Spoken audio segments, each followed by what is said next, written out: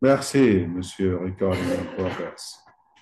J'espère que tu garderas en progrès jusqu'à la fin de la séance. OK. Là, je m'adresse aux camarades qui sont dans les autres groupes, puisque j'espère ne pas répéter la même chose dans chaque groupe.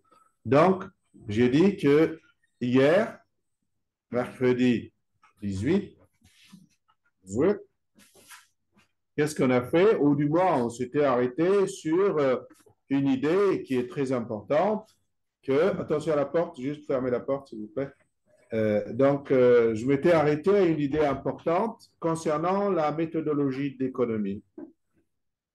On avait dit il y a longtemps, les premiers cours, que l'approche ou la méthode utilisée par les économistes, c'est la méthode hypothético-déductive. Pose des hypothèses, n'est-ce pas? Rationalité des agents, n'est-ce pas? Euh, les hypothèses, par exemple, qu'il y a concurrence parfaite, n'est-ce pas? Euh, Hypothèse sur des formes, des fonctions de comportement des agents. Et ensuite, euh,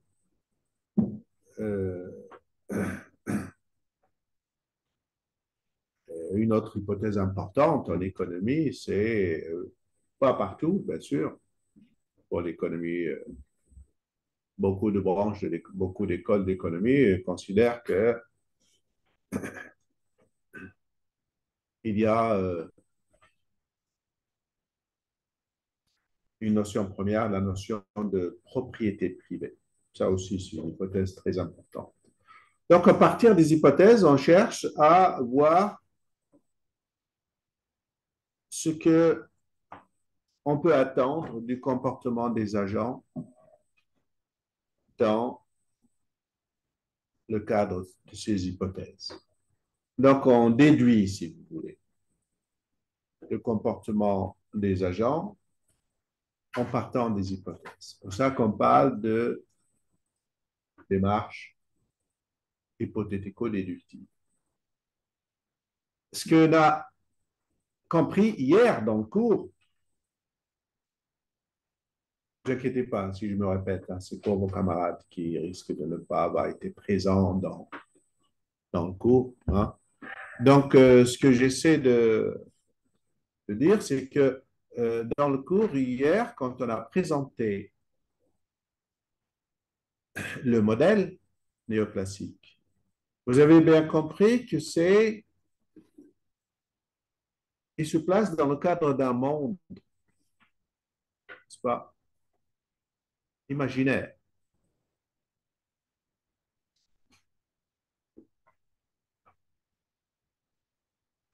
un monde abstrait. Vous vous rappelez que j'ai insisté aussi sur le fait que à la fois Menger et Walras, surtout parmi les trois, avec Juvens, parmi les trois fondateurs de l'école néoclassique, ne s'inquiétez pas des questions de réalisme. C'est loin de la réalité, et même si, ouais, des comportements qui sont pas réalistes, comment on dit, une représentation du monde qui n'est pas, qui est loin de la réalité, ça ne les inquiète pas, parce que c'est la méthode de travail, la méthode de la science économique, revendiquée par les fondateurs de l'école néoclassique. Ils ne partent pas du réel, ils partent d'un monde imaginaire.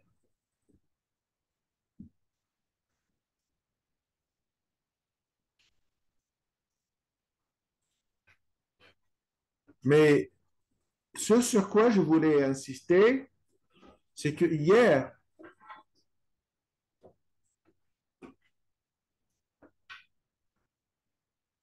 j'ai dit que les critiques des néoclassiques, ils disent qu'ils ont détourné la méthode hypothético-déductive. Ils ne partent plus des hypothèses pour comprendre le comportement des agents économiques. Non, ils font le contraire. C'est quoi le contraire? Ils partent de l'autre bout du raisonnement, c'est-à-dire le résultat auquel ils veulent arriver. Ce résultat, c'est que dans une économie de marché concurrentielle,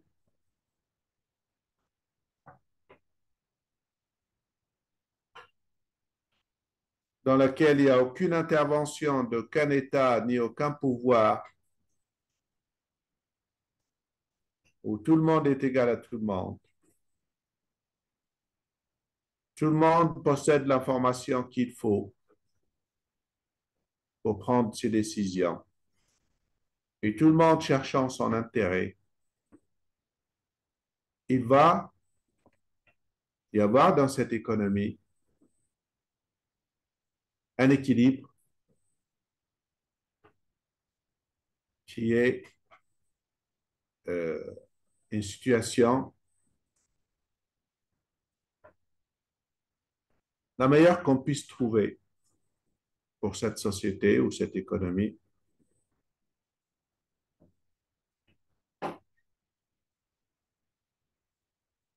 Mieux que n'importe quel autre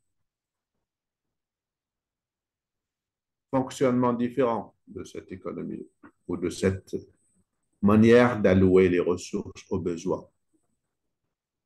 Le fait qu'il y ait des offres et des demandes libres sur un marché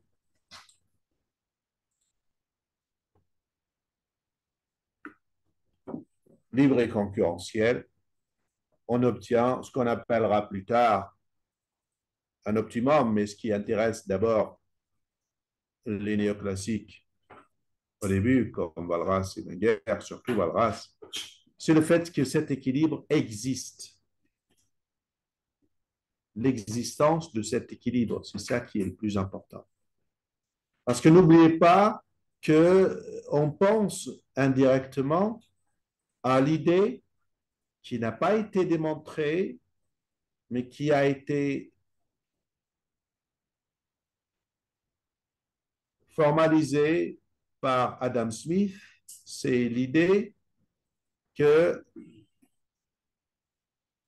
l'économie, quand quelqu'un cherche son propre intérêt, l'économie va se retrouver de manière naturelle dans une situation bénéfique pour tout le monde et pour toute l'économie, comme si elle était régulée par une main invisible. C'est cette main invisible qu'on n'a pas pu démontrer et que les économistes néoclassiques ont essayé de l'étendre partout et surtout de montrer que ce n'est pas juste une image, ce n'est pas juste une idée philosophique, c'est une idée qui peut être démontrée. Une économie laissée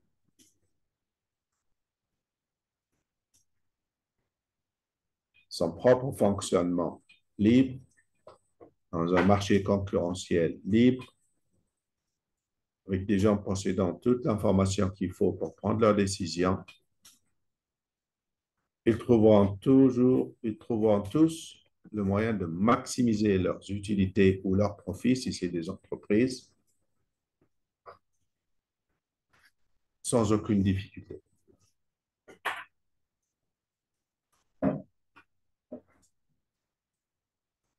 Donc, l'idée, ce n'est plus de partir des hypothèses pour trouver comment se comporte l'économie ou comment se comportent les agents. L'idée devient, voilà comment on souhaite que l'économie se comporte, c'est-à-dire une économie de marché libre, concurrentielle, et ensuite, ils vont chercher quelles sont les hypothèses minimales indispensables pour que ce résultat qu'on n'a pas trouvé, mais qu'on a souhaité, qu'on a imposé, si vous voulez, comment ce résultat peut être démontré. Et cette démarche-là, elle s'appelle chez les philosophes une démarche axiomatique et non pas une démarche hypothético-déductive. Ça veut dire que les hypothèses deviennent des axiomes. Ça veut dire des hypothèses qui permettent d'aboutir à un résultat préconçu. C'est ça l'idée. C'est ça ce qu'on appelle les axiomes. Et on verra que, comme a rappelé l'un de vos camarades hier, le jeune Marocain qui m'a dit la définition de l'axiome. Il avait donné une bonne définition de l'axiome. Ça veut dire une sorte de évidence simple sur laquelle tout le monde serait d'accord et sur laquelle on construit un échafaudage théorique.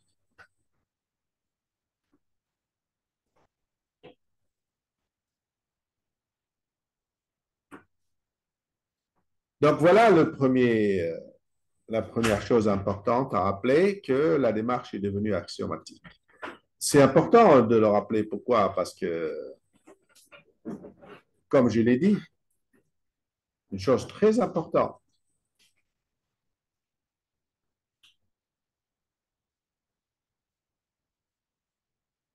comme ces auteurs, ils ne s'inquiètent pas du réel. Ils ne s'inquiètent pas que la théorie finalement construite est loin de la réalité.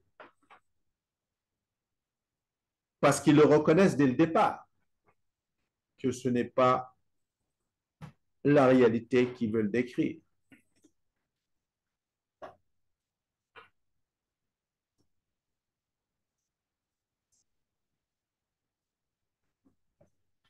Wenger fait bien la distinction. Si vous regardez la vidéo, je pense, oui, numéro 2, que j'ai posté, qui traite de Wenger, qui traite des économistes autrichiens, dans laquelle j'explique que Wenger, il distingue d'abord entre les approches historiques, c'est-à-dire l'approche de l'école historique allemande de Schmoller, et les approches et l'approche scientifique. Et dans l'approche scientifique même, il distingue deux choses. L'approche empirique réaliste, qui est importante pour lui, mais qu'il considère comme insuffisante. Elle n'est pas scientifique. Parce que l'empirisme et la recherche de la réalité est toujours conditionné par cette réalité. Ça ne fait pas un principe universel qui transcende l'histoire et transcende les réalités d'une époque. Il préfère à la place, dans les sciences, non pas les sciences empiriques, réalistes, mais les sciences, j'utilise le mot, les sciences pures.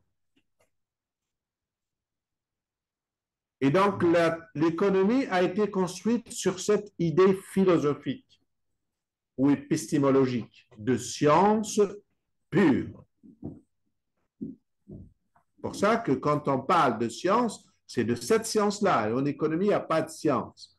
Mais chez les néoclassiques, les fondateurs, à partir de ce moment-là de Menger, elle devient une science. Et donc, on en a cure de la réalité.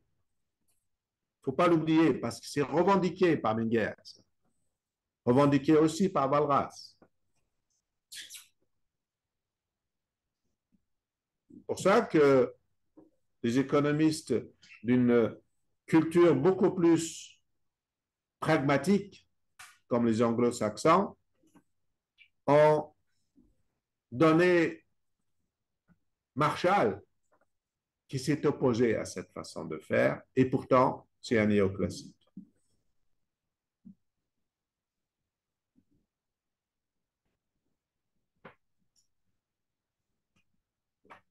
Je vais expliquer ce qu'a fait Marshall. Hein. C'est, au lieu de traiter de l'équilibre général walrasien, il traite des équilibres partiels, qui considère que l'équilibre partiel est plus proche de la réalité. Vous voyez que même chez les néoclassiques, il n'y a pas, il n'y a pas, ils ne sont pas d'accord sur tout. Il ne faut pas l'oublier, ça, parce qu'on a toujours tendance à penser que les écoles non standards, les écoles alternatives à l'école dominante classique, ce sont des écoles qui sont dispersées, ne sont pas unies.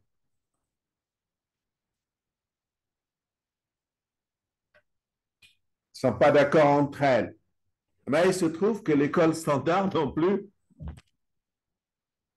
elle aussi, comporte beaucoup de branches, de tendances, d'auteurs qui ne sont pas d'accord entre eux.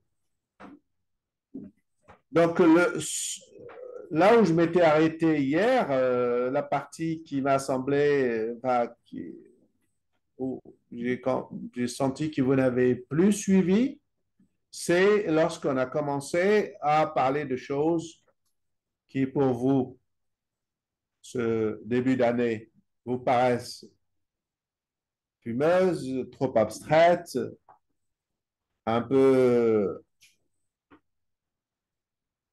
quoi ça sert, c'est compliqué. J'ai décidé de réexpliquer ça en TD, ce TD-là, aujourd'hui. C'est parce que j'ai préféré le faire en TD et pas le cours de la semaine prochaine. C'est parce que c'est une question très importante pour vous. Vous n'allez pas du tout être épargné par ces choses-là. Chaque fois que vous faites de l'économie, ces choses-là sont inévitables. Pourquoi? Parce que l'économie dominante, c'est cette économie-là, et dans cette économie-là, il n'y a que ce langage-là qui marche. Je vous ai dit les trois langages, vous vous rappelez, le français,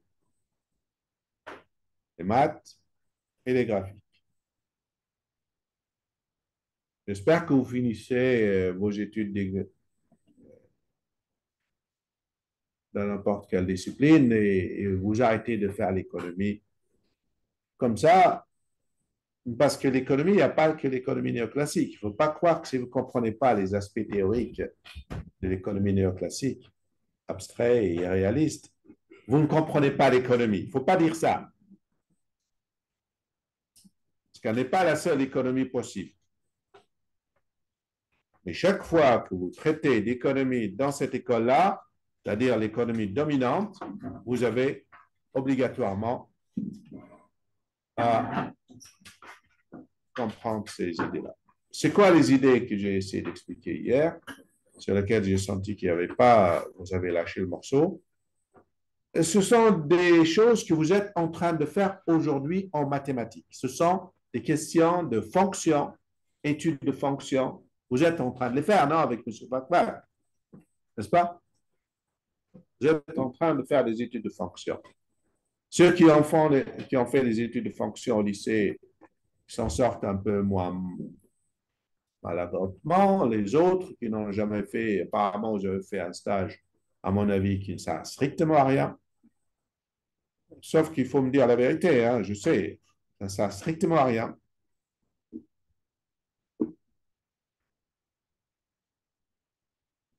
Et c'est pour ça que je vous dis, posez les questions quand vous ne prenez pas quelque chose. N'ayez pas honte. Posez les questions. Et donc, je vais essayer de refaire ça rapidement. J'ai dit une première chose hier, c'est que pour des raisons d'axiomatique, pour des raisons d'axiomatique, pour des raisons d'axiomatique, pour que ce résultat de l'existence d'un système de prix qui assure l'équilibre de l'économie,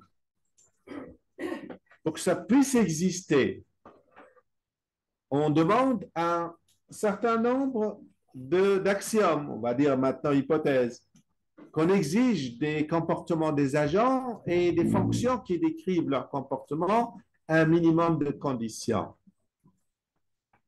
n'est-ce pas? Parmi ces conditions, la chose que j'ai essayé d'illustrer hier, c'est que dans les comportements des agents, je vois que vous écrivez tout le temps. Essayez de comprendre. Ne cherchez pas à tout écrire. Si vous ne comprenez pas ce que je dis, ce n'est pas la peine de l'écrire. Et quand vous écrivez en même temps que j'explique, vous enregistrez pour une autre fois en pensant le comprendre chez vous. C'est impossible. C'est pas comme ça qu'il faut faire. Vous êtes tout le temps en train d'écrire et vous écrivez juste au moment où il ne faut pas écrire.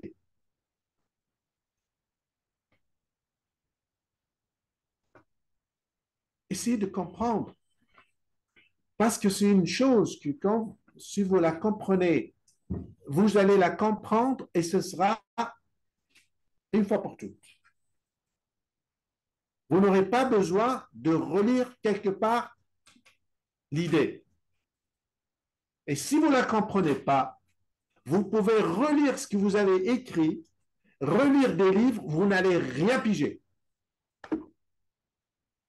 C'est comme un truc de credo, ça passe dans le crâne, c'est tilté,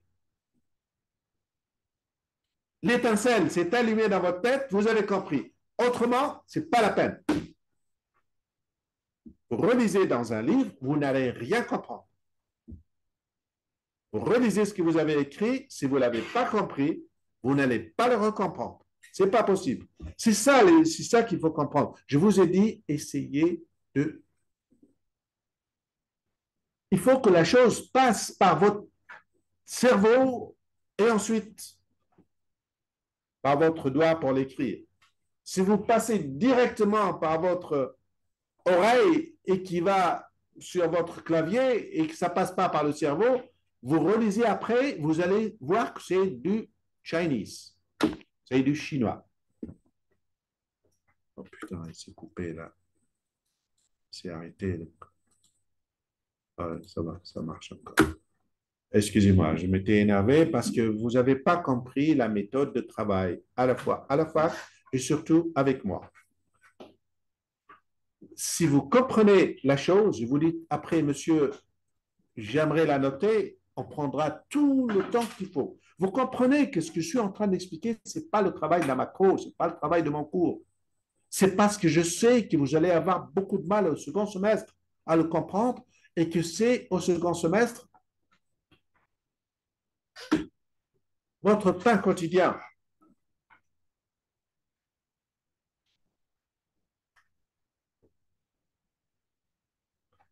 Essayez de faire un jeu comme ça. Essayez de ne rien écrire, je vais l'expliquer. Et si vous ne comprenez pas, on fait un jeu. Si vous ne comprenez pas, vous levez comme ça la main. Comme dans un parlement ou dans une agora. Quand vous faites ça, je ne cherche pas à savoir. Je dis, voilà, un grand nombre de personnes n'ont pas compris. Je le redis d'une autre façon. Point. C'est ça. On fait ça comme un jeu. Vous voulez? Faites ça comme un jeu. Si vous comprenez que vous n'avez rien noté, vous dites, monsieur, on aimerait noter ça. Ben, on cherchera ensemble une formule pour le dire en français. OK? Et après, je vous dirai le dessin qu'il faut pour le faire. Les trois langues. OK?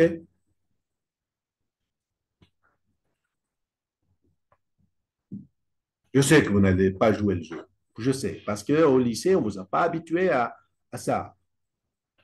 On ne vous a pas habitué à lever la main quand vous ne comprenez pas.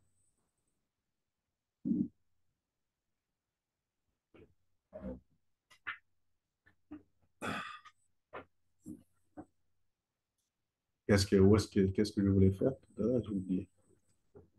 Oui, je disais que, ouais, pour que, pour que le résultat, c'est quoi le résultat des néoclassiques? Voilà, ça veut dire que l'économie, au bout du compte, si on la laisse tranquille, le marché est libre et concurrentiel, n'est-ce pas? Tout le monde a l'information qu'il faut pour prendre ses décisions. Alors, on aboutit à un équilibre. Bravo, Maxence. Un équilibre qu'on va appeler plus tard un optimum, c'est-à-dire quelque chose de bien, qu'on ne trouverait pas si un État qui décide à la place du marché, n'est-ce pas? C'est ça. On veut montrer que si on laisse, en fait, on veut copier la main visible d'Adam Smith. Si on laisse tout le marché fonctionner tranquillement, l'économie atteint une situation bonne pour tout le monde. On va le qualifier plus tard. C'est au moment où on parlera de Pareto, nous dirons ce que c'est exactement.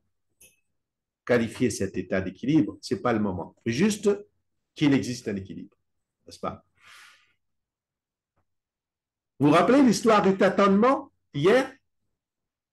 Ce tâtonnement, à un moment, ce tâtonnement, il ne va pas être infini. À un moment, il arrive à un point où, hop, les marchés sont clôturés. Tout le monde a trouvé ce qu'il voulait acheter et tous les vendeurs ont trouvé ce qu'ils ont voulu vendre. Et au prix qu'a décidé le commissaire-priseur, ou ce qu'on a appelé l'unité centrale, ou l'ordinateur central, n'est-ce pas? Et que, donc, comme on dit,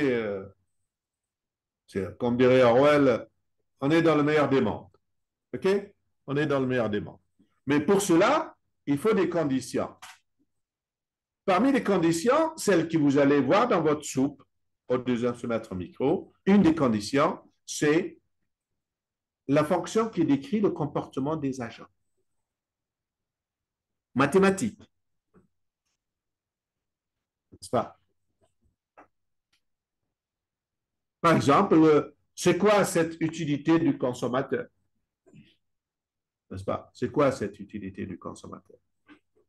Comment elle se comporte? Eh bien, c'est une fonction qui, pour qu'il y ait vraiment un équilibre et que on était parti, ne l'oubliez pas, d'un principe paradigmatique qui était le principe des utilités marginales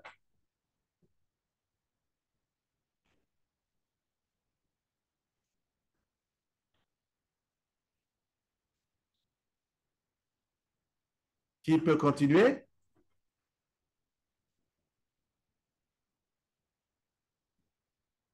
Rappelez, regardez vos cahiers. On a dit qu'il y a trois principes du marginalisme.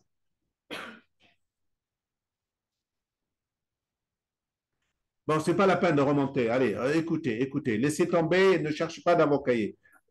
Écoutez, vous allez vous en rappeler. Le marginalisme, c'est le principe des utilités marginales décroissantes. Qui a dit ça?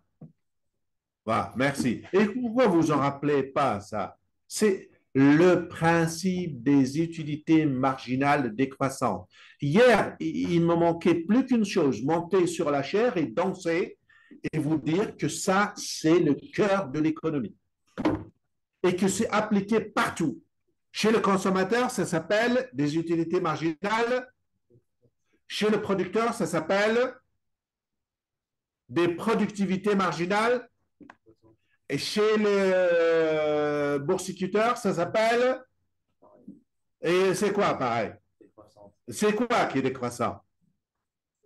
Non, des rentabilités ou des rendements marginaux décroissants. C'est partout la même chose. Ça, on l'a fait hier. Vous avez oublié. Hein? Tu ne l'as pas oublié maintenant?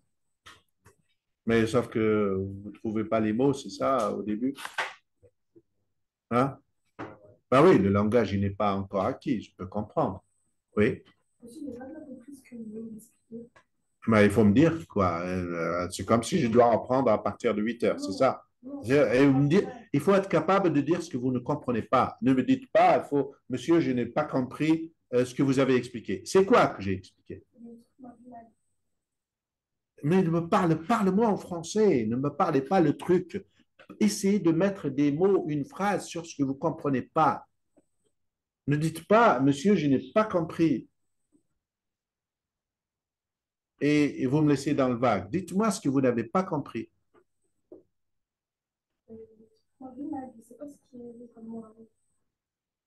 Je ne te rappelle pas le mot qu'il y a avant. Vous êtes vraiment des sténographes. Hein. Vous enregistrez que les mots.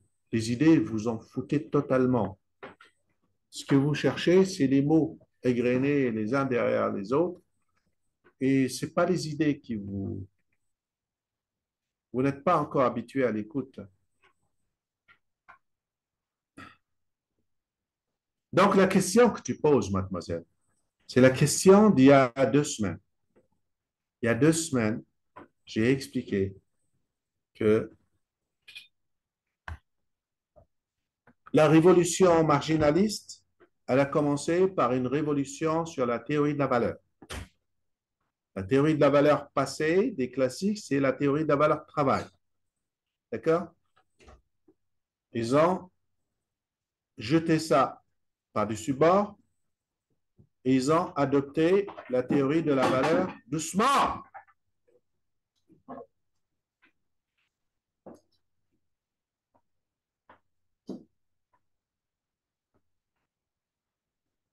Tu peux aller te mettre là-bas, s'il te plaît. Doucement, chaise. Hein?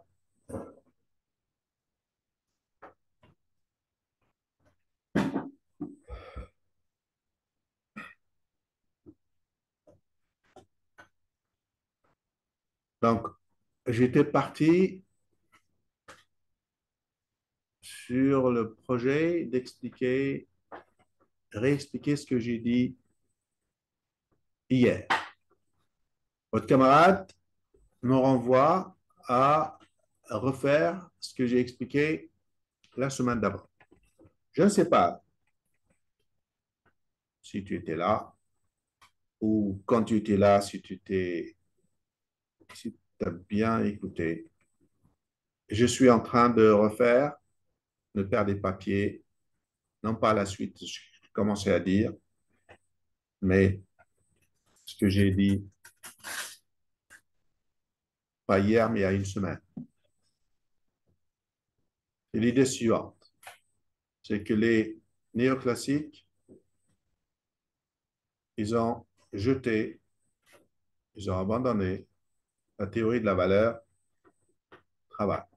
Ils ont adopté la théorie de la valeur utilité, n'est-ce pas? Et ils disent que les gens se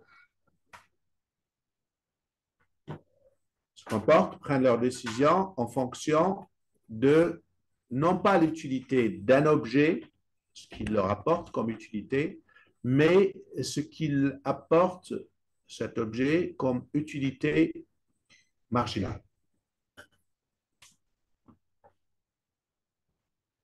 C'est-à-dire, les agents prennent leurs décisions sur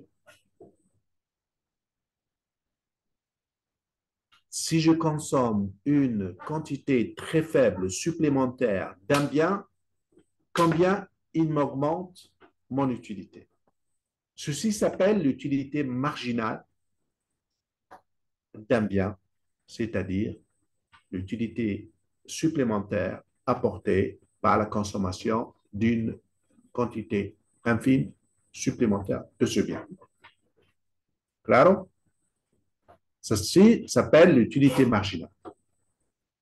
L'utilité marginale, c'est celle d'une petite quantité d'un bien. Qu'est-ce qu'elle apporte comme plaisir supplémentaire pour celui qui l'achète ou qui la consomme? D'accord? Pour les néoclassiques, c'est ça la clé de tout. N'importe quelle décision d'un être humain, on va dire plutôt d'un être economicus, d'un être économique, l'homo economicus, il ne raisonne que comme ça, d'après eux. On doit accepter ce qu'ils disent. Pourquoi? Parce que c'est leur théorie de la valeur. Et que la théorie de la valeur précédente n'a pas permis de répondre aux questions, toutes les questions que l'on se pose. Par exemple, passer des utilités ou des valeurs au prix. Très bien. Eux, ils vont essayer de montrer qu'en adoptant cette façon de voir les valeurs, on va pouvoir trouver des prix à partir des valeurs. C'est très important, ça. Donc, ça, ce que j'ai expliqué, je l'ai expliqué il y a 15 jours et il y a 3 semaines.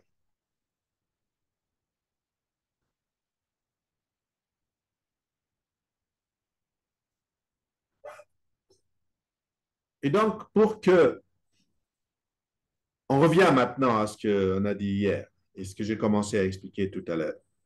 Pour qu'il y ait effectivement, réellement, un équilibre, donc un système de prix dans l'économie qui, lorsqu'il est proposé par le commissaire priseur ou proposé par cette type imaginaire là, qui s'occupe du marché, ou par le marché, ou par l'unité centrale d'un ordinateur supra, hein, lorsqu'il propose un système de prix, après tâtonnement, bien sûr, eh bien, ce tâtonnement-là, il converge. Vous savez, ça veut dire quelque chose qui converge en mathématiques. Ça veut dire qu'il ne diverge pas. Il finit par arriver à un point qui satisfait tout le monde, n'est-ce pas? Que les écarts entre les besoins des uns et des autres se réduisent progressivement jusqu'à aboutir à un point. Ce point-là, le processus de tâtonnement va s'arrêter en ce point. On dit, les économistes, en fait, pas les économistes, les mathématiciens ont dit que dans leur logique, c'est un processus, le tâtonnement, n'est-ce pas? C'est un processus qui progresse petit à petit, le tâtonnement, jusqu'à ce qu'il se fixe, n'est-ce pas? Plus tard, on verra que les mathématiciens appellent un processus qui converge de cette façon vers un équilibre, il s'arrête, on dit qu'il converge vers un point fixe. Et les mathématiciens ont un théorème là-dessus qui s'appelle le théorème du point fixe. Je sais que tu as envie de noter. Ne le notez pas. Ne le notez pas.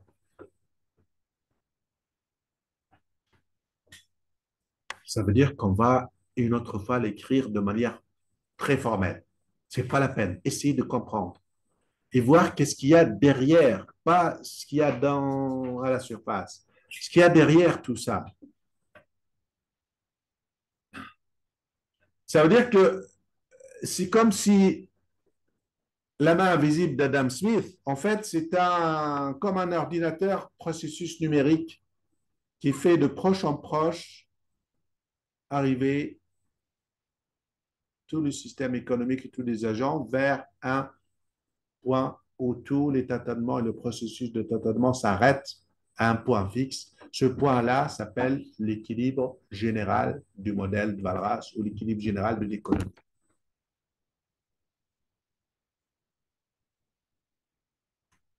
Mais, et là, je reviens à ce que je voulais expliquer, et là où vous avez lâché prise hier, pour que ceci soit possible dans la démarche axiomatique des néoclassiques, elle n'est plus une démarche hypothético-déductive.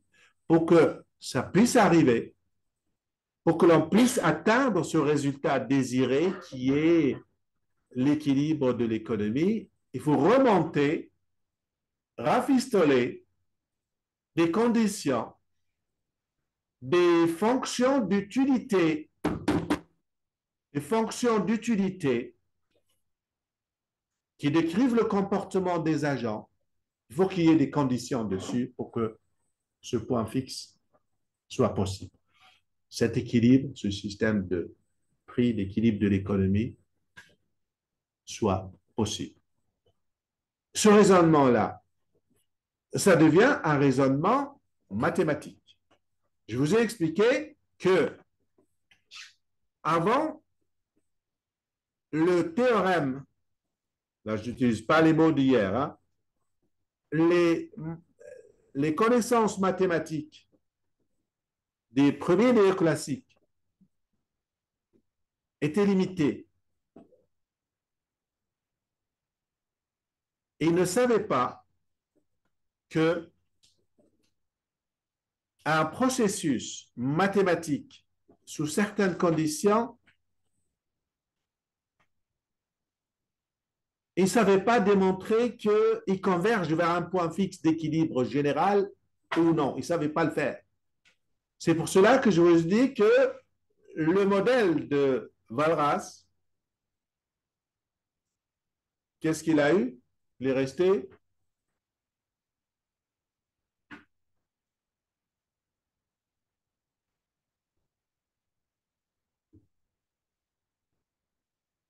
plus d'un siècle. Il n'a pas été démontré. Vous vous rappelez de ça? On n'a pas pu le démontrer. Quand est-ce qu'on a pu le démontrer? Et sous de grandes conditions. C'est avec les deux prix Nobel, le français et l'américain, Arrow et Debreu. Vous vous rappelez de ça? Mais entre-temps, bon, on ne savait pas le démontrer. C'est parce que les mathématiciens se sont engouffrés, parce que n'oubliez pas, Debreu, c'est quelqu'un, je vous ai dit, il était prof à Jussieu, prof de mathématiques pures à Jussieu. Il est parti aux États-Unis, ils vivent là-bas. D'ailleurs, c'est un Américain. Les Américains, pour eux, on appelle ça Debreu. C'est pas un Français pour eux. Il vit là-bas depuis. Il n'est jamais revenu d'ailleurs.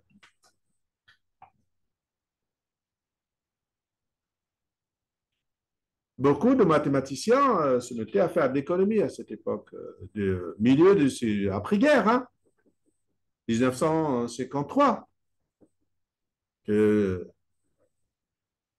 Arrow il a eu son prix Nobel sur cette démonstration. Et c'est en 82 ou 3, 82, je crois, que Debreu il a eu le prix Nobel. Pour la même raison, il a encore détaillé les conditions de l'existence de l'équilibre. Et ces conditions, ce sont des conditions sur beaucoup de choses, mais ce qui nous intéressait hier, c'est des conditions sur les utilités des agents, donc les consommateurs. Il y aura d'autres conditions sur les fonctions de profit des producteurs. Mais moi, j'étais en train de vous expliquer uniquement les utilités. D'accord? Pour ne pas trop vous prendre la tête. Mais pour comprendre la méthode de raisonnement des économistes. On parlera très rapidement sur les conditions des producteurs. Fonction de production. La fonction qui s'appellera le profit. Comment se comporte ce profit? Là, ce qui nous intéresse pour le moment, pour ne pas trop vous charger la barque, c'est comprendre les fonctions d'utilité. Elles ne peuvent pas être n'importe comment pour que l'on puisse arriver à ce résultat souhaité. Il y a longtemps, par Smith et par ensuite, bien longtemps après, par Walras. C'est-à-dire que l'économie lâchée à elle-même, toute seule, et elle fonctionne comme un marché ou comme une infinité de marchés concurrentiels et libres, alors elle atteindra un niveau de stabilité et un niveau d'équilibre général. C'est pour ça que le modèle, on l'appelle modèle d'équilibre général de Walras, qui est donc un modèle qui est donc un équilibre ou un système de prix qui assure un optimum pour l'économie dans son ensemble. Nous verrons cet optimum, qu'est-ce qu'il a, comment on peut le qualifier, est-ce que c'est vraiment le bonheur ou pas, c'est une autre question. On ne va pas tout expliquer d'un seul coup. Mais sur quoi je voulais insister, sur les détails de technique, de raisonnement néoclassique, donc microéconomique, que vous allez, par lequel vous allez être gavé au second semestre. Et je ne veux pas que vous soyez gavé. Je veux que vous le compreniez comme une histoire claire, simple. Donc, je reviens à cette fonction d'utilité.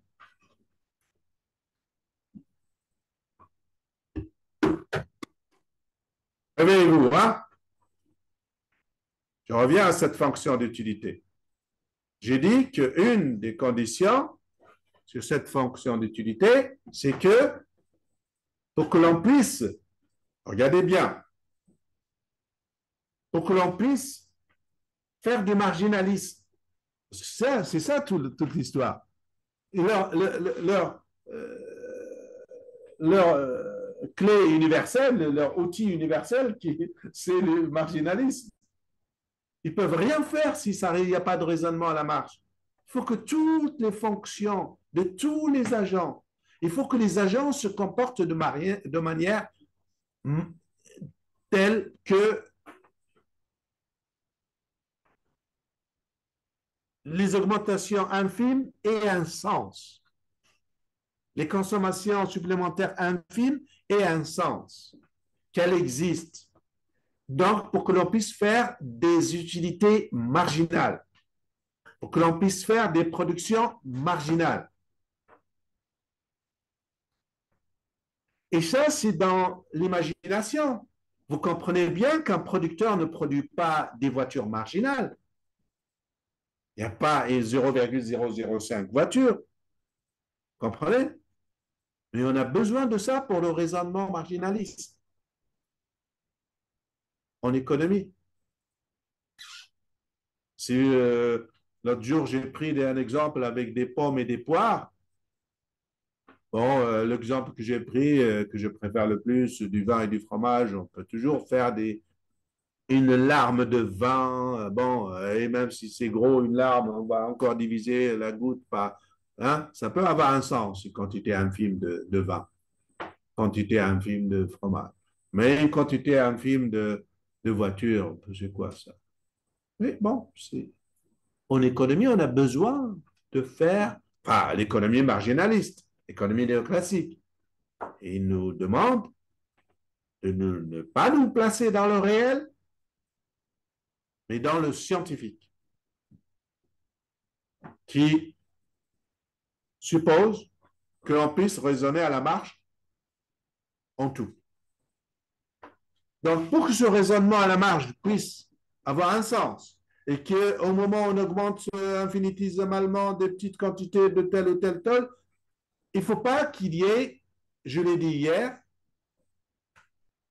des coupures dans les fonctions d'utilité. Il faut qu'elles soient, comment on dit en mathématiques? Très bien. Il faut que les fonctions soient continues. Il ne faut pas qu'une fonction qui est de l'utilité de la personne, elle avance comme ça, elle baisse ou elle descend, et puis tout d'un coup, elle chute. Et d'ailleurs, Maxence, il m'a corrigé en disant, oui, pour qu'il y ait des, comment tu as appelé ça, des asymptotes partout possible. Et je l'ai remercié d'ailleurs, parce que je fais toujours des fautes, moi. Tellement je vais vite et tout, enfin, je vais vite.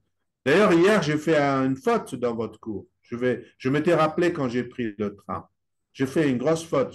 J'ai pas le temps de la corriger tout de suite et on va la corriger. D'accord? Je m'étais rappelé de ça. Je fais tout le temps des fautes. Vous savez pourquoi j'ai fait des fautes? Parce que quand vous ouvrez des parenthèses, dans les parenthèses, dans les parenthèses, si vous oubliez une parenthèse fermante, vous êtes foutu. J'ouvre des parenthèses dans une parenthèse, dans une parenthèse, donc plusieurs parenthèses à l'intérieur d'une même parenthèse et dans laquelle il y a encore des parenthèses, ben, il y a des fois où je ne les ferme pas. Et du coup, j'oublie ce que j'ai dit, ce que j'ai dit au début de la première parenthèse ouvrante. Je me rappelle de l'erreur que j'ai faite, je vais la corriger. C'est l'histoire où on a parlé du première condition, price taker. Vous vous rappelez de ça? Et la deuxième, j'ai fait une bêtise. C'est pas grave. Ceux qui écrivent sur l'ordinateur, ils vont pouvoir corriger, ils vont mettre quelque chose avant ou après, c'est facile. Ceux qui écrivent sur le papier, ben, ils sont obligés de déchirer le papier. C'est pas moi de ça. Hein? Tu me pardonneras? OK. Et donc, une des conditions, c'est qu'il y ait des fonctions d'utilité qui soient continues, n'est-ce pas? Et on a bien compris que les utilités marginales doivent être comment? Le principe marginaliste, décroissante. Les fonctions d'utilité, quand on passe aux utilités marginales, il faut que les utilités marginales soient décroissantes. Ça, c'est un principe du marginalisme, n'est-ce pas?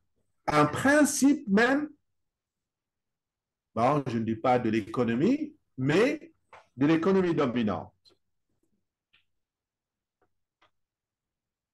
Chaque fois que vous avez un peu plus d'un bien, vous êtes content, mais moins que la fois précédente. D'accord? C'est ça le principe marginaliste. Vous n'aimez pas, vous êtes obligé de trouver un contre-exemple pour cela. Premièrement.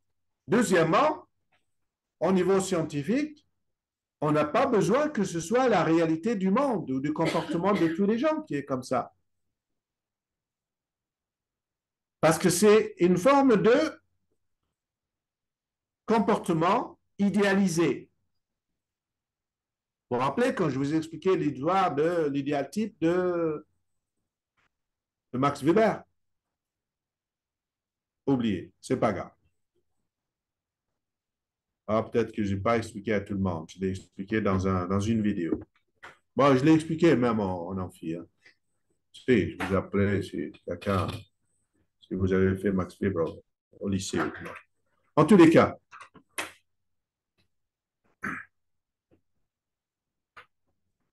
il faut que ces fonctions d'utilité soient continues. Si elles ne sont pas continues, on ne peut pas faire du raisonnement infinitésimal. Vous êtes bien d'accord? Vous comprenez que c'est abstrait et mathématique, ça. Et si j'utilise pas de tableau et de mathématiques, c'est bien pour vous dire qu'il y a un langage en français d'abord, non? Et il n'est pas compliqué de comprendre que les comportements des agents ne doivent pas changer de manière brutale. Basta. Il ne faut pas qu'une personne qui a une utilité et qu'on augmente une petite quantité d'un bien et tout d'un coup, son utilité, elle explose ou elle tombe totalement. Ça doit être impossible, ça. On ne veut pas de ça. Vous dites oui, mais c'est peut-être possible. Ben, tout simplement, si vous trouvez que c'est possible, ben, les économistes néoclassiques l'excluent pour leur raisonnement idéalisé. Point. C'est tout. Quelqu'un construit un monde à lui, voilà.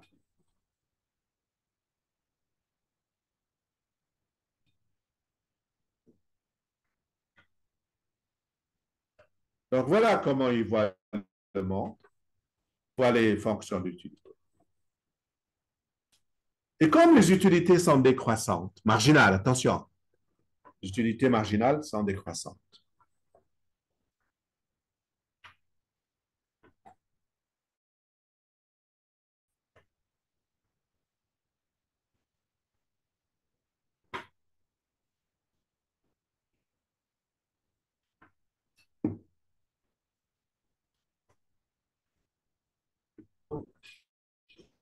Si les utilités marginales sont décroissantes,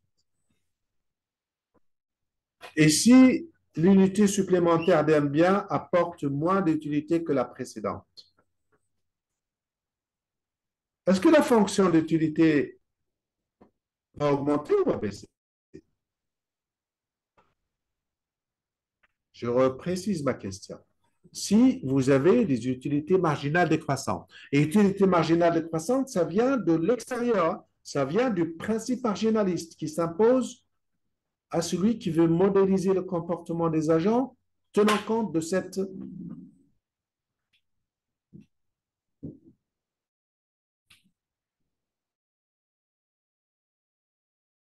marginalisme, cette utilité marginale décroissante. Il faut dans ce cas-là, l'utilité, chaque fois augmenter d'une unité la consommation d'un bien, elle vous apporte moins de supplément d'utilité que la précédente. La fonction d'utilité ne peut être que décroissante. N'est-ce pas? Je sais que beaucoup n'ont pas compris, n'ont pas levé la main. Hein. C'est ça votre problème. Levez la main ceux qui n'ont pas compris. Levez la main ceux qui ont compris. Qui peut me donner un exemple de fonction, pas nécessairement d'utilité, qui, lorsque son marginal décroît, elle-même ne peut être que décroissante. Qui peut me donner un exemple? Qui n'est pas le consommateur, qui n'est pas la fonction d'utilité. Pas la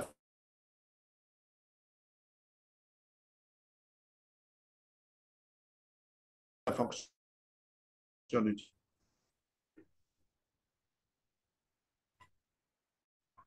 Un exemple tout de suite.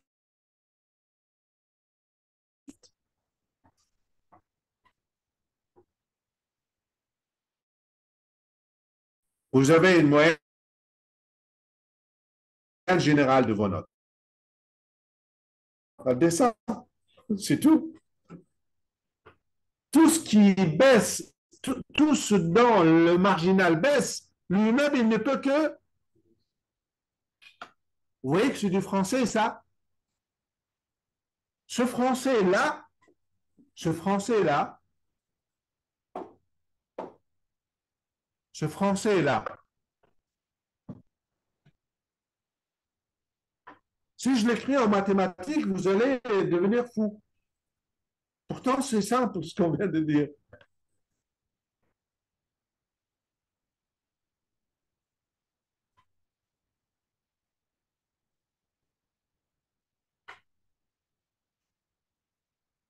Ah, si je l'écris en français, en mathématiques, je vais dire si, ou pour toute f de x, si f' de x est négatif, cela implique que f de x est croissante. Bah, vous le lisez dans un cahier, vous n'allez rien comprendre. Pourtant, on vient de le dire en français là. Mais écrire mathématiquement, ça paraît du chinois, non? Hein? C'est pour ça qu'il faut écrire dans toutes les langues.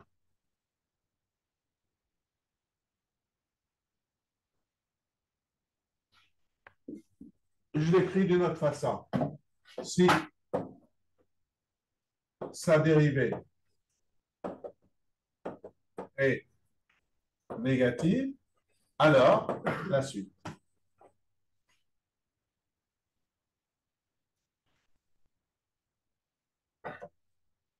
OK? Bah, je peux l'écrire de manière mathématique,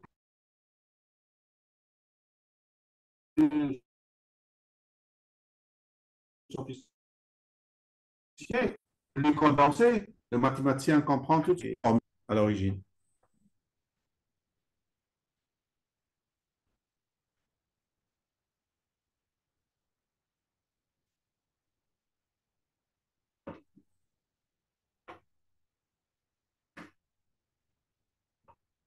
Donc, la fonction d'utilité va être décroissante. Elle peut pas être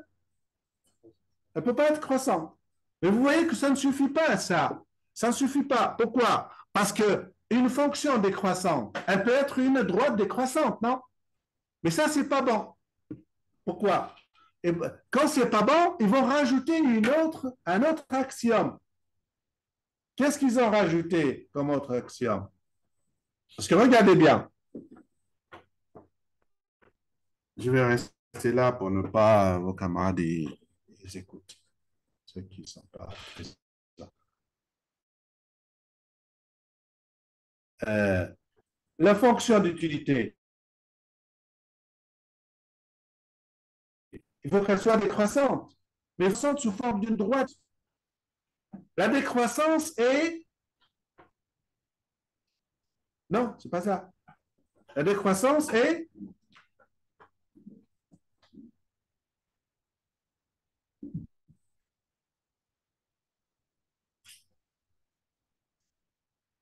Est constante.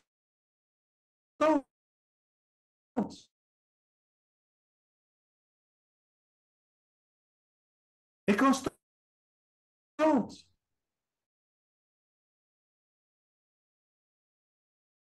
La même.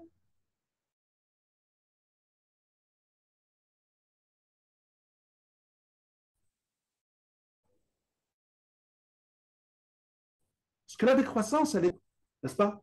Si c'est une droite, sa pente est la même partout, non? Donc, si elle décroît de la même façon, mais pas de plus en haut. Et donc, ce n'est pas une décroissance n'importe comment. Il faut que ce soit une décroissance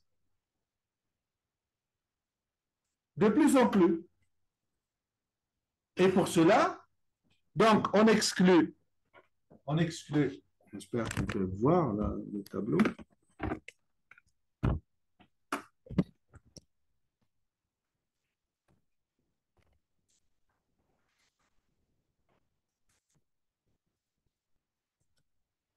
Ça veut dire que on exclut les croissantes. Ça, c'est des utilités croissantes. On va les exclure et on va garder et on va exclure les fonctions décroissantes qui sont des droites et on va exclure les fonctions décroissantes qui sont comme ça. Et on va garder que des fonctions décroissantes qui sont comme ça. Parce que les fonctions décroissantes qui sont comme ça,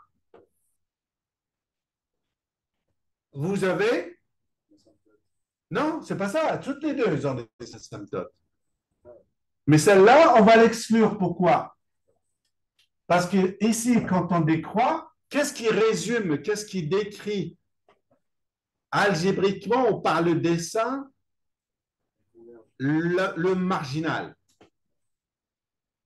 Qu'est-ce qui décrit la marginalité? Qu'est-ce qui décrit la variation marginale en mathématiques? C'est la dérivée. Et par le dessin, c'est la tangente, n'est-ce pas? C'est la tangente qui décrit la variation marginale. Donc, si en ce point-là, vous avez une tangente, cette tangente, elle a une pente, n'est-ce pas? Cette pente-là, en ce point, elle représente la variation marginale de l'utilité en ce point A. Je vais l'expliquer. Non, ne note pas, ne note pas, ne note pas. Écoute. Écoutez. Vous ne comprenez pas, on le refait. D'accord? Vous ne comprenez pas, on le refait. Vous n'allez pas tout comprendre. Quand la séance sera finie, je vais le refaire de notre façon avec les camarades suivants. Et vous écouterez toutes les vidéos que j'aurai si j'ai réussi à les enregistrer.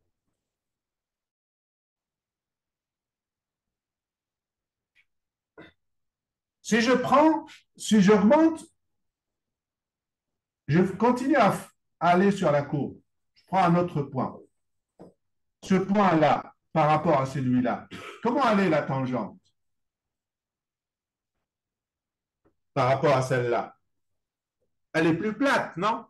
Elle est moins pentue. Donc, l'utilité marginale en B, elle est plus faible que l'utilité marginale en A. Donc, c'est cette forme-là seulement qui assure des utilités marginales. Celle-là, les utilités marginales, elles sont comment? Plus on va vers la droite, plus les utilités marginales deviennent, puisque la pente devient plus élevée à chaque fois qu'on avance. Ici, vous avez une utilité marginale en A', B', C'. Quelle est la pente la plus élevée? C'.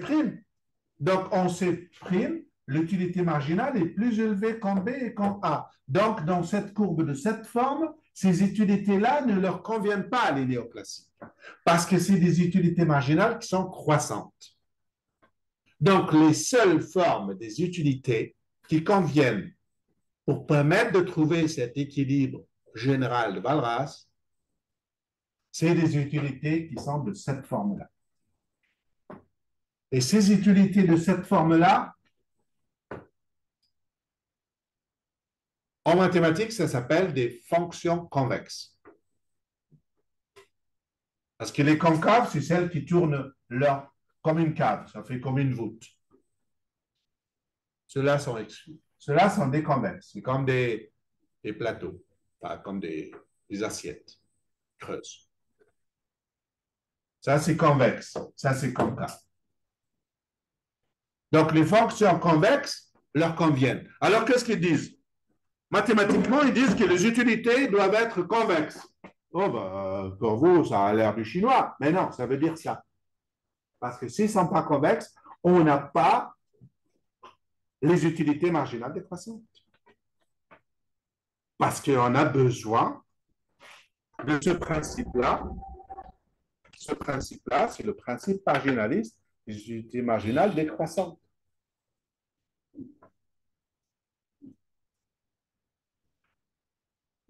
Alors, je ne vais pas vous demander qui n'a pas compris, parce que beaucoup n'ont pas compris. Je le sais.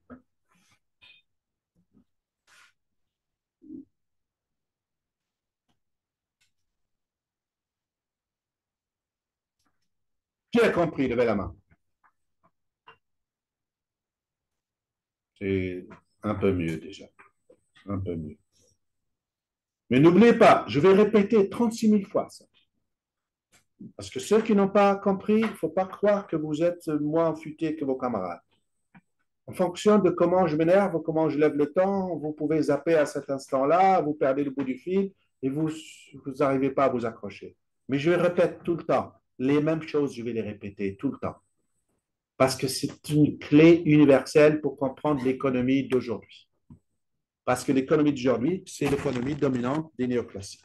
Celle-là. On ne vous demande pas de l'aimer, hein, on vous demande de la comprendre. Donc, on a des fonctions qui sont monotones, n'est-ce pas? Regardez, mais on va essayer de rajouter, regardez bien. On va essayer, parce que si vous voulez, suivez bien cette idée et vous allez me dire si vous la comprenez ou pas. On va faire un exercice vraiment de êtes-vous capable de comprendre une chose qui a l'air compliquée, mais en fait, elle est simple. En économie, quand on colle une description mathématique, n'est-ce pas, sur un comportement, il faut que cette description mathématique, on fasse le retour et on interprète économiquement que signifie, quelle est la portée générale de cette fonction mathématique. Ici, la fonction mathématique, chez les économistes, ceci s'appelle une fonction convexe. Alors, on dit que pour que l'on puisse trouver nos équilibres, pour que l'on puisse trouver ce qu'a voulu faire Valras, c'est-à-dire un équilibre général, un système de prix, etc., qui assure le bonheur de tout le monde. Pour que ceci puisse exister, il nous faut alors des fonctions d'utilité des agents qui soient monotones et convexes. OK. Mais une fonction monotone, convexe, donc ceci, ça a aussi une autre interprétation. Cette autre interprétation, s'ils trouvent que c'est quelque chose d'irraisonnable, ils vont abandonner cette hypothèse de convexité.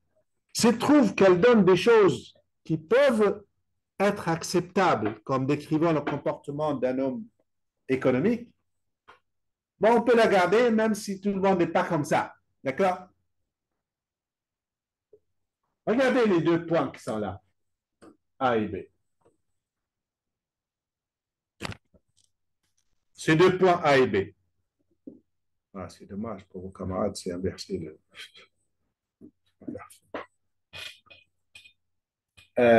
Pour ces deux points, on part, je ne l'ai pas expliqué, mais on aura l'occasion de le dire. Les utilités, cette fonction d'utilité décrite par une courbe, c'est un niveau d'utilité.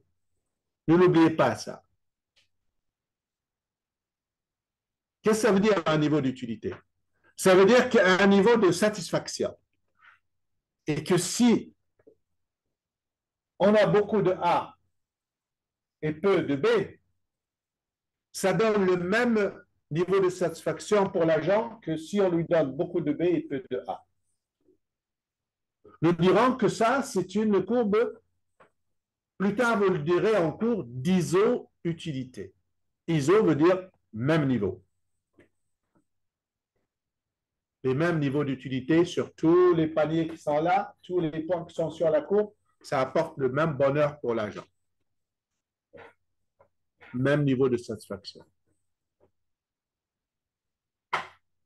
Et que si on a une fonction, une courbe d'utilité qui est plus élevée, plus haute, alors tous les points qui sont sur cette courbe d'utilité apportent plus de satisfaction à l'agent que tous les points qui sont là, sur la courbe en dessous. Donc ça, c'est une autre courbe d'iso-utilité, mais d'un niveau de satisfaction supérieur à celui-là, etc. Jusqu'à l'infini. Et ce schéma, ce cadran-là, c'est le carré, ce carré-là. Ici, il n'y a rien. Pourquoi? Parce qu'il n'y a pas d'utilité négative. Ce carré-là, ce cadran-là, nord-est, c'est le cadran qui décrit tout le comportement du consommateur. Ici, zéro utilité. Et à partir de là, hop, les utilités n'arrêtent pas de croître. Plus vous avez une courbe d'utilité plus élevée, plus éloignée de l'origine, plus vous avez des paniers qui apportent plus de satisfaction pour l'agent. Ça veut dire que si pour un panier B, si vous augmentez à la fois B et A, eh bien, vous changez de courbe d'indifférence. Vous changez de fonction d'utilité.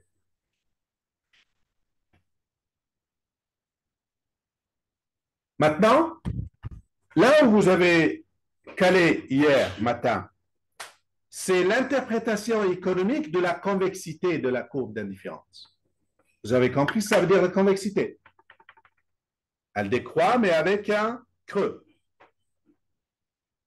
On veut, au-delà de l'aspect mathématique, dire économiquement un peu plus sur la signification économique qu'un agent a des préférences convexes? Eh bien, ils ont trouvé très simplement l'idée en disant que si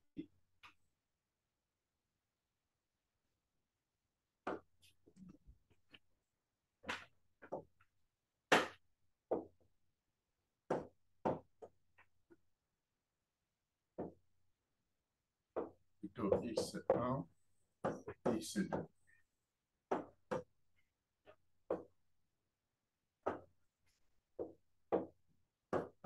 Deux biens x1, x2. Si on a deux paniers, A et panier B, vous savez que algébriquement, si vous faites la moyenne de A et de B, par exemple, ici, il y a 5 poires et une seule pomme. Ici, il y a 5 pommes et une seule poire. Si vous mélangez les deux et vous faites une moyenne, vous allez tomber sur combien?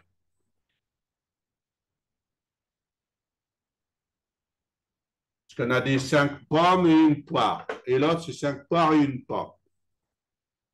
Ça fait 6 et 6 tous les deux. C'est ça? Divisé par 2, par exemple, pour faire la moyenne. Ça fait 3, 3. Ben, si vous faites 3, 3, vous allez vous retrouver en dehors de la courbe d'indifférence. Pourquoi? Parce que mathématiquement, si vous voulez, quand vous faites la moyenne de deux points, vous trouvez toujours la moyenne sur l'axe qui les relie. Ni en haut ni en bas, sur l'axe pi. Là, là, là. Si vous prenez un quart, trois quarts, vous serez là. Trois quarts, un quart, vous serez là. Moitié, moitié, vous serez là. Ça veut dire que si vous prenez un, regardez bien, la chose qui vous a un peu bousculé hier. Si vous prenez n'importe quelle combinaison obtenue à partir de deux paniers différents, vous obtiendrez un panier qui est nécessairement au-dessus de la courbe d'indifférence. Je vais répéter ce mot. Qui a compris ça? OK, je répète. Si vous avez ici 5 pommes, parce que ça, c'est des pommes. Vous avez ici des poires. Et donc, ici, vous avez 5 poires et une seule pomme. Et ici, vous avez 5 pommes et une seule poire. Vous suivez là? Si vous faites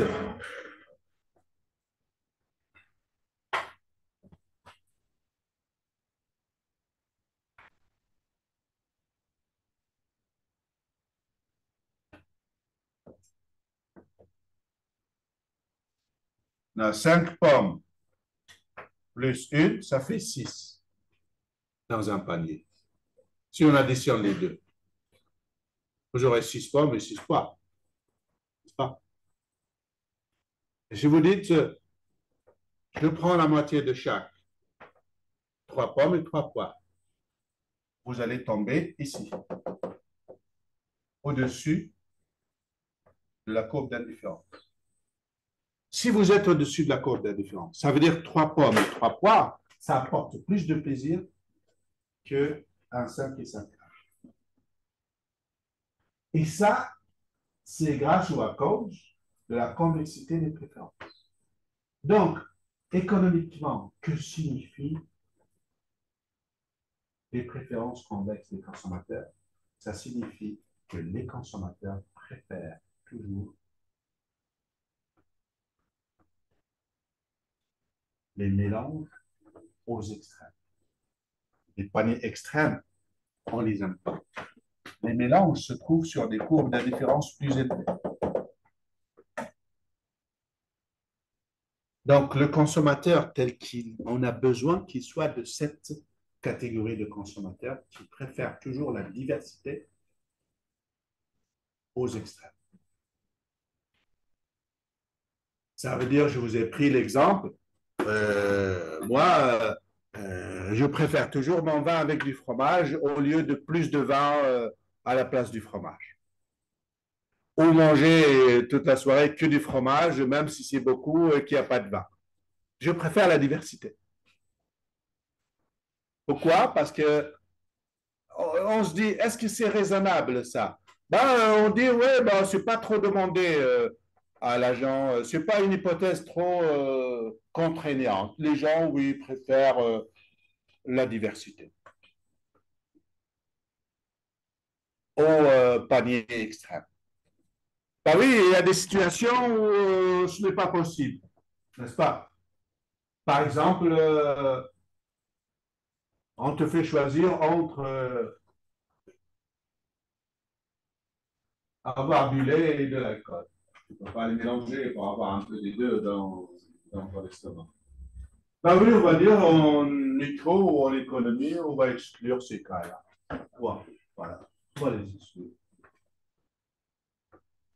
Et quelqu'un dirait, si on veut critiquer les néoclassiques, bon, on ne peut pas trop les critiquer là-dessus. Hein? Voilà comment ils construisent cet agent économique, homo economicus, que vous allez vivre avec pendant 3 mois ou 2 semaines. Vous êtes obligé de vivre. Il est con, mais vous êtes obligé de vivre.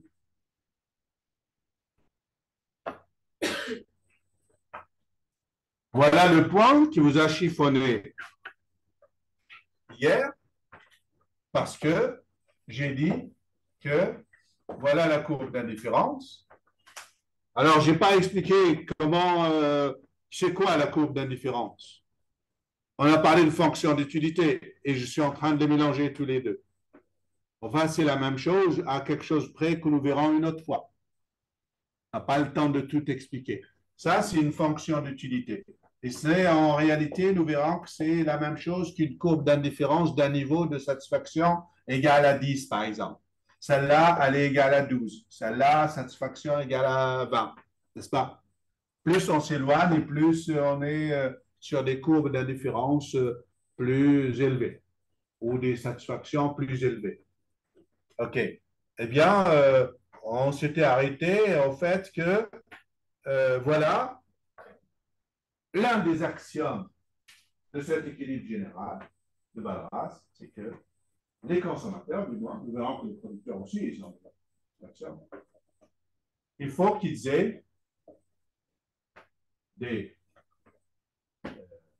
préférences pour les diversités, des biens, au lieu de manger que le jour de la salade, le jour de ceci ou cela, préfèrent les diversités. Et leur courbe d'indifférence, j'ai dit hier qu'elles sont bornées. Vérifiez si j'ai dit qu'elles sont bornées. Hein?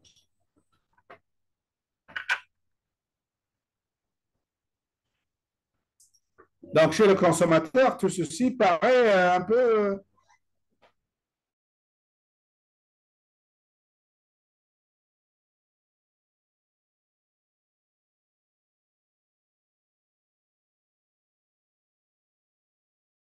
acceptable.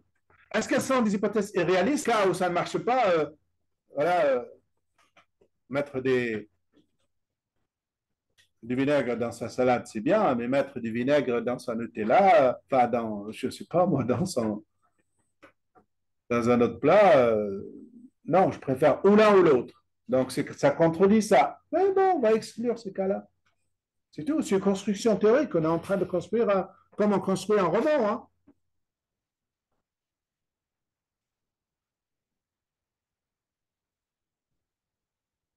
Ben, je vous dirai la prochaine fois la faute que j'ai faite dans le cours hier. Mais ça, c'est l'axiomatique. Il reste 5 minutes, non? Il reste un petit peu de temps. Combien de temps il reste? Hein? Normalement, on sera à quelle heure? Hein?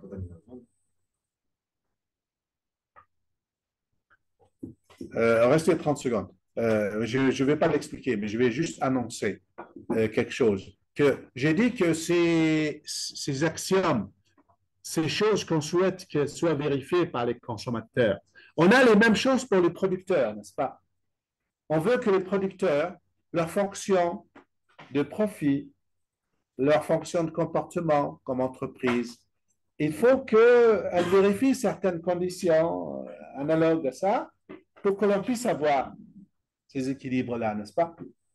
On impose des hypothèses, enfin des actions, à mon avis. Euh, pour, les, euh, pour les producteurs, euh,